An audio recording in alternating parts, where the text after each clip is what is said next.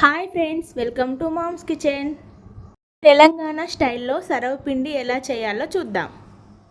దీనికోసం 2 కప్పుల బియ్యం పిండి తీసుకున్నాను. ఇందులో కొద్దిగా పల్లీలు, శనగపప్పు, ఉల్లిపాయ, పుదీనా, కరివేపాకు, అల్లం, కారం, ఉప్పు, జీలకర్ర వేసుకొని పిండిని ముద్దలా కలుపుకోవాలి. ఇలా వాటర్ వేసుకుంటూ పిండిని ముద్దలా కలుపుకోవాలి.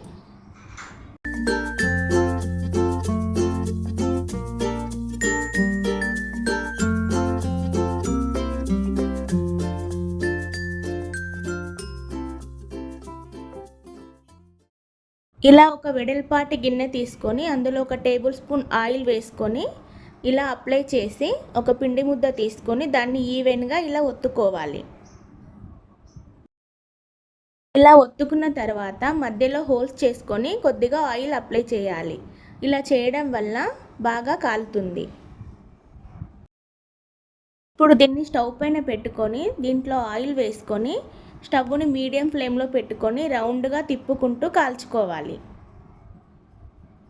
దీన్ని ఇలా రౌండ్గా తిప్పుకుంటూ ఈవెన్గా కాల్చుకోవాలి, లేదంటే అది మధ్యలోనే కాలుతుంది, సైడ్స్లో కాలదు. ఇది కాలిన తర్వాత కొద్దిగా చల్లగా అయిన తర్వాత ఇలా ఈజీగా వచ్చేస్తుంది తీసినప్పుడు. తెలంగాణ స్టైల్ సర్వపిండి రెడీ. ఇది ఈవినింగ్ స్నాక్స్లోకి చాలా బాగుంటుంది. Like, share and subscribe.